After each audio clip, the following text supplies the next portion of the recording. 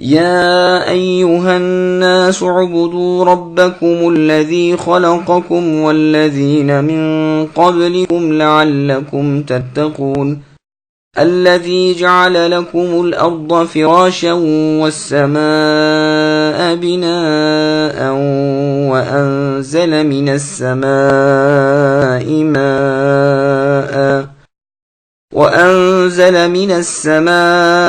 ماء فأخرج به من الثمرات رزقا لكم فلا تجعلوا لله أندادا وأنتم تعلمون۔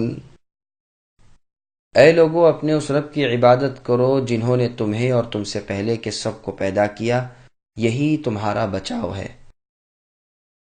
وہ اللہ کہ جس نے تمہارے لیے زمین کو بچھونا بنایا اور آسمان کو چھت اور آسمان سے پانی اتار کر اس سے پھل پیدا کر کے تمہیں روزی دی، خبردار باوجود جاننے کہ اللہ کے شریک مقرر نہ کرو۔ سامعین، اب ان آیتوں کی تفسیر سماعت کیجیے۔ توحید الوہیت، یہاں سے اللہ تعالیٰ کی توحید اور اللہ کی الوہیت کا بیان شروع ہوتا ہے۔ وہی اپنے بندوں کو عدم سے یعنی کچھ نہ ہونے کے بعد وجود میں لے آئے۔ اللہ ہی نے ہر طرح کی ظاہری اور باطنی نعمتیں عطا فرمائیں۔ اللہ ہی نے زمین کا فرش بنایا اور اس میں مضبوط پہاڑوں کی میخیں گاڑ دیں، اور آسمان کو چھت بنایا، جیسے دوسری آیت میں آیا ہے کہ وَجَعَلْنَا السَّمَاءَ سَقْفًا مَحْفُوظًا، یعنی آسمان کو محفوظ چھت ہم نے بنایا ہے۔ باوجود اس کے وہ نشانیوں سے منہ موڑ لیتے ہیں۔ پانی آسمان سے اتارنے کا مطلب بادل سے نازل فرمانا ہے، اس وقت جب کہ لوگ اس کے پورے محتاج ہوں۔ پھر اس پانی سے طرح طرح کے پھل پھول پیدا کرنا ہے جس سے لوگ فائدہ اٹھائیں، اور ان کے جانور بھی، جیسے قرآن مجید میں جا بجا اس کا بیان آیا ہے۔ ایک جگہ فرمان ہے اللہ الذی جعل لکم الارض قرارا، وہ اللہ تعالیٰ ہی تو ہے کہ جنہوں نے تمہارے لیے زمین کو فرش اور آسمان کو چھت بنایا، اور تمہیں پیاری پیاری صورتیں عطا فرمائیں اور پاکیزہ روزیاں پہنچائیں۔ یہی اللہ ہے جو برکتوں والے اور تمام عالم کو پالنے والے ہیں۔ پس سب کے خالق، سب کے رازق، سب کے مالک اللہ تعالیٰ ہی ہیں، اور اسی وجہ سے وہ مستحق ہے ہر قسم کی عبادات کے اور شریک نہ کیے جانے کے۔ اسی لیے فرمایا اللہ تعالیٰ کا شریک نہ ٹھہراؤ حالانکہ تم جانتے ہو۔ یہ کہنا شرک ہے کہ جو اللہ چاہے اور اللہ کا رسول چاہے۔ بخاری اور مسلم میں حدیث ہے، ابن مسعود رضی اللہ عنہ پوچھتے ہیں، اے اللہ کے رسول، سب سے بڑا گناہ کون سا ہے؟ فرمایا اللہ تعالیٰ کے ساتھ جو خالق ہے شریک ٹھہرانا۔ معاذ رضی اللہ عنہ والی حدیث میں ہے کہ کیا جانتے ہو کہ اللہ کا حق بندوں پر کیا ہے؟ یہ کہ بندے اللہ ہی کی عبادت کریں اور کسی کو اللہ کی عبادت میں شریک نہ کریں۔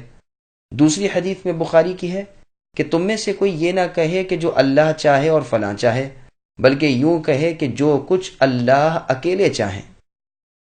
طفیل ابن سخبرہ رضی اللہ عنہ، جو عائشہ رضی اللہ عنہا کے سوتیلے بھائی ہوتے ہیں، وہ فرماتے ہیں میں نے خواب میں چند یہودیوں کو دیکھا۔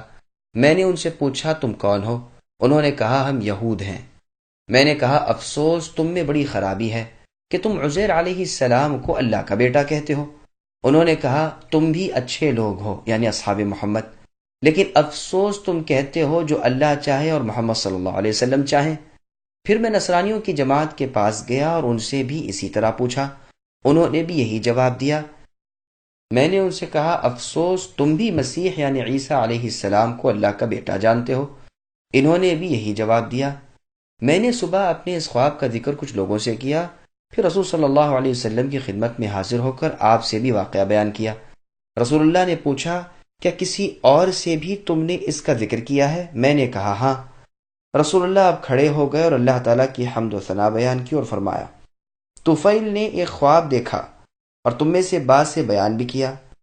میں چاہتا تھا کہ تمہیں اس کلمے کے کہنے سے روک دوں، یعنی جو اللہ چاہے اور اللہ کے رسول چاہیں، لیکن فلاں فلاں کاموں کی وجہ سے میں اب تک نہ کہہ سکا۔ یاد رکھو اب ہرگز ہرگز اللہ چاہے اور اللہ کا رسول چاہے نہ کہنا، بلکہ یوں کہو کہ صرف اللہ تعالیٰ اکیلے ہی جو چاہیں۔ یہ حدیث ابن مردویہ میں ہے۔ ابن مردویہ کی ایک اور حدیث میں ہے کہ ایک شخص نے رسول اللہ سے کہا جو اللہ تعالیٰ چاہیں اور آپ چاہیں۔ آپ نے فرمایا کیا تو مجھے اللہ تعالیٰ کا شریک ٹھہراتا ہے؟ یوں کہہ جو اللہ تعالیٰ اکیلے چاہیں۔ یہ تمام کلمات توحید کے سراسر خلاف ہیں۔ توحید باری کے بچاؤ کے لیے یہ سب احادیث بیان ہوئی ہیں، واللہ اعلم۔ تمام کفار اور منافقوں کو اللہ تعالیٰ نے اپنی عبادت کا حکم دیا اور فرمایا اللہ کی عبادت کرو، یعنی اللہ کی توحید کے پابند بن جاؤ، اللہ کے ساتھ کسی کو شریک نہ کرو جو نہ نفع دے سکیں نہ نقصان پہنچا سکے، اور تم جانتے ہو کہ اللہ کے سوا کوئی رب نہیں جو تمہیں روزی پہنچا سکے، اور تم جانتے ہو کہ اللہ کے رسول تمہیں اس توحید کی طرف بلا رہے ہیں جس کے حق اور سچ ہونے میں کوئی شک نہیں۔ شرک اس سے بھی زیادہ پوشیدہ ہے، جیسے چونٹی جو رات کے اندھیرے میں کسی صاف پتھر پر چل رہی ہو۔ انسان کا یہ کہنا کہ قسم ہے اللہ کی اور قسم ہے آپ کی حیات یعنی زندگی کی، یہ بھی شرک ہے۔ انسان کا یہ کہنا کہ اگر یہ کتیا نہ ہوتی تو چور رات کو ہمارے گھر میں گھس آتے، یہ بھی شرک ہے۔ آدمی کا یہ قول کہ اگر بطخ گھر میں نہ ہوتی تو چوری ہو جاتی، یہ بھی شرک کا کلمہ ہے۔ کسی کا یہ قول کہ جو اللہ چاہے اور آپ یعنی اللہ کے نبی، یہ بھی شرک ہے۔ کسی کا یہ کہنا کہ اللہ تعالیٰ نہ ہوتے اور فلاں نہ ہوتا، یہ سب کلمات شرک ہیں۔ صحیح حدیث میں ہے کہ کسی نے رسول اللہ صلی اللہ علیہ وسلم سے کہا جو اللہ تعالیٰ چاہیں اور جو آپ چاہیں، تو آپ نے فرمایا کیا تو مجھے اللہ تعالیٰ کا شریک ٹھہراتا ہے؟ دوسری حدیث میں ہے تم اچھے لوگ ہو اگر تم شرک نہ کرتے، تم کہتے ہو جو اللہ چاہے اور فلاں چاہے۔ یہ حدیث ابن ماجہ کی ہے۔ ابو العالیہ رحمۃ اللہ علیہ فرماتے ہیں انداد کے معنی شریک اور برابر کے ہیں۔ مجاہد رحمۃ اللہ علیہ فرماتے ہیں تم تورات انجیل پڑھتے ہو اور جانتے ہو کہ اللہ تعالیٰ ایک اور لا شریک ہے، پھر جانتے ہوئے کیوں اللہ تعالیٰ کا شریک کرتے ہو؟ اللہ تعالیٰ کے نازل کردہ 5 احکام۔ مسند احمد میں ہے رسول اللہ صلی اللہ علیہ وسلم نے فرمایا اللہ عز و جل نے یحییٰ علیہ السلام کو 5 چیزوں کا حکم دیا کہ ان پر عمل کرو، اور بنی اسرائیل یعنی اپنی قوم کو بھی ان پر عمل کرنے کا حکم دو۔ قریب تھا کہ وہ اس میں ڈھیل کریں، تو عیسیٰ علیہ السلام نے انہیں یاد دلایا کہ آپ کو پروردگار عالم اللہ کا حکم تھا کہ ان 5 چیزوں پر خود کاربند ہو کر دوسروں کو بھی حکم دیں، پس یا تو خود آپ کہہ دیجئے یا میں پہنچا دوں۔ یحییٰ علیہ السلام نے فرمایا مجھے ڈر ہے کہ اگر آپ سبقت کر گئے تو کہیں مجھے عذاب نہ کیا جائے یا زمین میں دھسا نہ دیا جائے۔ پس یحییٰ علیہ السلام نے بنی اسرائیل کو بیت المقدس کی مسجد میں جمع کیا۔ جب مسجد پر ہو گئی تو اونچی جگہ پر بیٹھ گئے اور اللہ تعالیٰ کی حمد و ثنا بیان کر کے کہا کہ اللہ تعالیٰ نے مجھے 5 باتوں کا حکم کیا ہے کہ خود عمل کر کے تم سے بھی ان پر عمل کراؤں۔ یہ کہ اللہ کی عبادت کرو، اللہ کے ساتھ کسی کو شریک نہ ٹھہراؤ۔ اس کی مثال ایسی ہے جیسے کوئی شخص خاص اپنے مال سے کسی غلام کو خریدے، غلام کام کاج کرے اور جو کچھ پائے اسے کسی اور کو دے دے۔ کیا تم میں سے کوئی اس بات کو پسند کرتا ہے کہ اس کا غلام ایسا ہو؟ ٹھیک اسی طرح تمہارے پیدا کرنے والے، تمہیں روزیاں دینے والے، تمہارے حقیقی مالک اور معبود برحق اللہ تعالی وحدہ لا شریک لہ ہی ہیں۔ پس تم انہی کی عبادت کرو اور ان کے ساتھ کسی کو شریک نہ ٹھہراؤ۔ دوسرا یہ کہ نماز کو ادا کرو۔ اللہ تعالیٰ کا چہرہ بندے کے چہرے کی طرف ہوتا ہے جب تک کہ وہ یعنی بندہ نماز میں ادھر ادھر التفات نہ کرے۔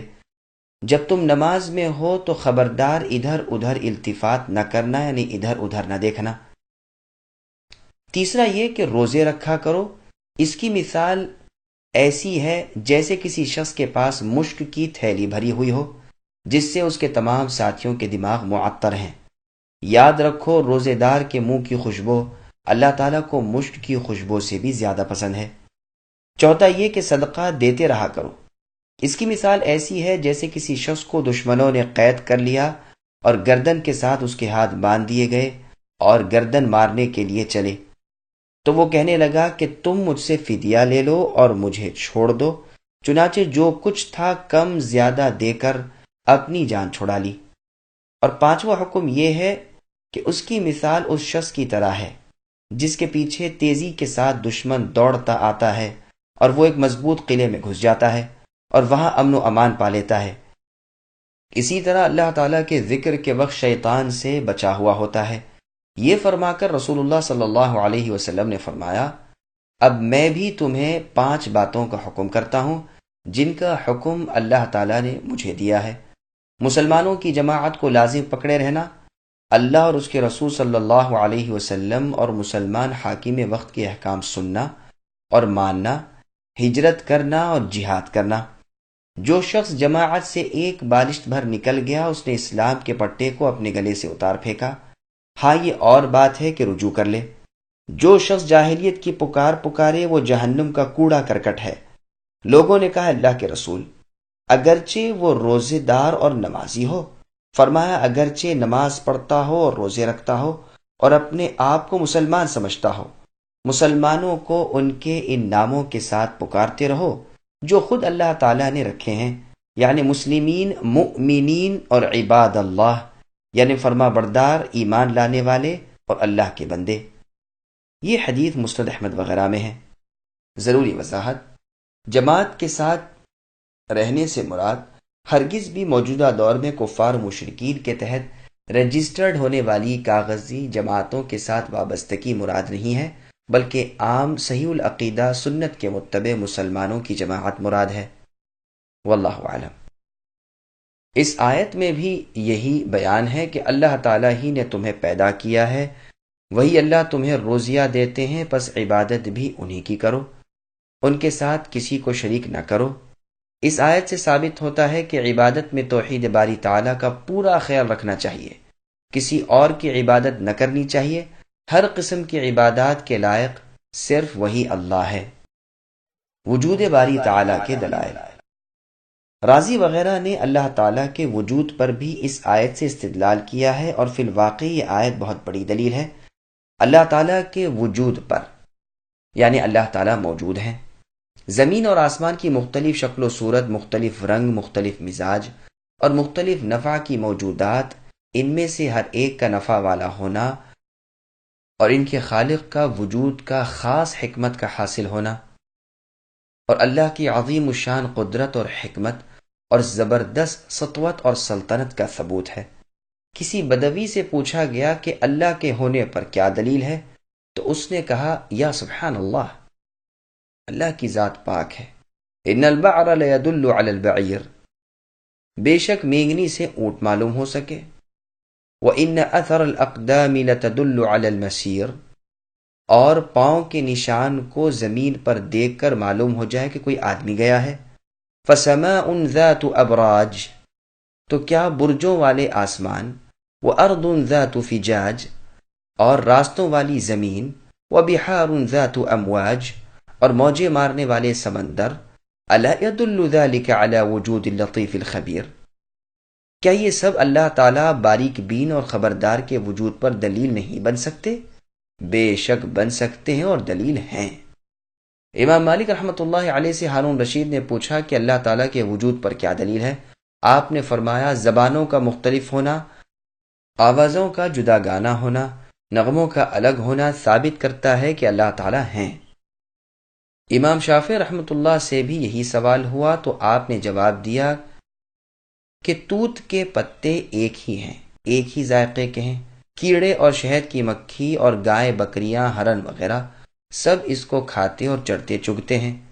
اسی کو کھا کر کیڑے میں سے ریشم نکلتا ہے، مکھی شہد دیتی ہے، ہرن میں مشک پیدا ہوتا ہے اور گائے بکریاں میگنیاں دیتی ہیں۔ کیا یہ اس امر کی صاف دلیل نہیں کہ ایک پتے میں مختلف خواص پیدا کرنے والے کوئی ہیں، اور انہی کو ہم اللہ تعالیٰ مانتے ہیں؟ وہی موجد اور صانع ہیں، یعنی وجود میں لے آنے والے ہر چیز کے اور ہر چیز کے بنانے والے۔ امام احمد ابن حنبل رحمۃ اللہ علیہ سے بھی ایک مرتبہ وجود باری تعالیٰ پر دلیل طلب کی جاتی ہے تو آپ فرماتے ہیں سنو، یہاں ایک نہایت مضبوط قلعہ ہے جس میں کوئی دروازہ نہیں، نہ کوئی راستہ ہے، بلکہ سوراخ تک نہیں، باہر سے چاندی کی طرح چمک رہا ہے اور اندر سے سونے کی طرح دمک رہا ہے، اور اوپر نیچے دائیں بائیں چاروں طرف سے بالکل بند ہے، ہوا تک اس میں نہیں جا سکتی۔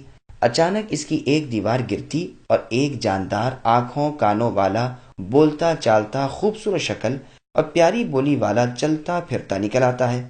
کہو اس بند اور محفوظ مکان میں اسے پیدا کرنے والے کوئی ہیں یا نہیں؟ اور وہ ہستی انسانی ہستیوں سے بالا تر اور ان کی قدرت غیر محدود ہے یا نہیں؟ مطلب آپ کا یہ تھا کہ انڈے کو دیکھو چاروں طرف سے بند ہے، پھر اس میں پروردگار عالم خالق کائنات ایکتا جاندار بچہ پیدا کر دیتے ہیں۔ یہی دلیل ہے اللہ کے وجود پر اور اللہ کی توحید پر۔ ابو نواس سے جب یہ مسئلہ پوچھا گیا تو کہا آسمان سے بارش کا برسنا اور اس سے درختوں کا پیدا ہونا اور ان ہری ہری شاخوں پر خوش ذائقہ میووں کا لگنا ہی اللہ کے وجود اور اللہ کی وحدانیت کی کافی دلیل ہے۔ ابن المعتز کا قول ہے، افسوس اللہ تعالیٰ کی نافرمانی اور اللہ کی ذات کے جھٹلانے پر لوگ کیسی دلیری کر جاتے ہیں، حالانکہ ہر چیز اللہ کے پروردگار اور وحدہ لا شریک لہ معبود یکتا ہونے پر گواہ ہے۔ اور بزرگوں کا مقولہ ہے کہ آسمانوں کو دیکھو، ان کی بلندی، ان کی وسعت یعنی چوڑائی، ان کے چھوٹے بڑے چمکیلے اور روشن ستاروں پر نظر ڈالو، ان کے چمکنے دمکنے، ان کے چلنے پھرنے اور ٹھہر جانے، ظاہر ہونے اور چھپ جانے کا مطالعہ کرو۔ پھر سمندروں کو دیکھو جو موجیں مارتے ہوئے زمین کو گھیرے ہوئے ہیں، پھر اونچے نیچے مضبوط پہاڑوں کو دیکھو جو زمین میں گڑے ہوئے ہیں اور اسے ہلنے نہیں دیتے، جن کے رنگ جن کی صورتیں مختلف ہیں۔ پھر قسم قسم کی اور مخلوقات پر نظر ڈالو، پھر ادھر سے ادھر پھر جانے والی کھیتیوں اور باغوں کو شاداب کرنے والی خوشنما نہروں کو دیکھو، کھیتوں اور باغوں کی سبزیوں اور ان کے طرح طرح کے پھل پھول مزے مزے کے میووں پر غور کرو۔ زمین ایک، پانی ایک، لیکن شکلیں، صورتیں اور خوشبو میں رنگت، ذائقے اور فائدے میں الگ الگ ہیں۔ کیا یہ تمام مصنوعات تمہیں نہیں بتاتی کہ ان کا صانع کوئی ہے؟ کیا یہ تمام موجودات بآواز بلند نہیں کہہ رہی ہیں کہ ان کے موجد کوئی ہیں، یعنی ان کو وجود میں لے آنے والے؟ کیا یہ ساری مخلوق اپنے خالق کی ہستی، اللہ کی ذات اور اللہ کی توحید پر دلالت نہیں کرتی؟ یہ ہیں وہ زوردار دلائل جو اللہ عز و جل نے اپنی ذات کے منوانے کے لیے ہر نگاہ کے سامنے پیش کر دیے ہیں، جو اللہ کی زبردست قدرتوں، اللہ کی پرزور حکمتوں، اللہ کی لاسانی رحمتوں، اللہ کی بے نظیر انعاموں، لازوال احسانوں پر دلالت کرنے کے لیے کافی وافی ہے۔ ہمارا اقرار ہے کہ نہ اللہ کے سوا کوئی پالنے والا پوسنے والا ہے، نہ اللہ کے سوا کوئی پیدا کرنے اور حفاظت کرنے والا ہے، نہ اللہ کے سوا کوئی معبود برحق ہے، نہ اللہ کے سوا کوئی مسجود، لا شک۔ ہاں دنیا کے لوگوں سن لو، میرا توکل اور بھروسہ اللہ ہی پر ہے، میری انابت اور التجا اللہ ہی کی طرف ہے، میرا جھکنا اور پست ہونا اللہ ہی کے سامنے ہے، میری تمناؤں کا مرکز، میری امیدوں کا آسرا، میرا مأویٰ اور ملجا وہی اللہ کی ذات ہے۔ اللہ ہی کے دست رحمت کو دیکھتا ہوں اور ہر وقت انہی کا نام لیتا ہوں۔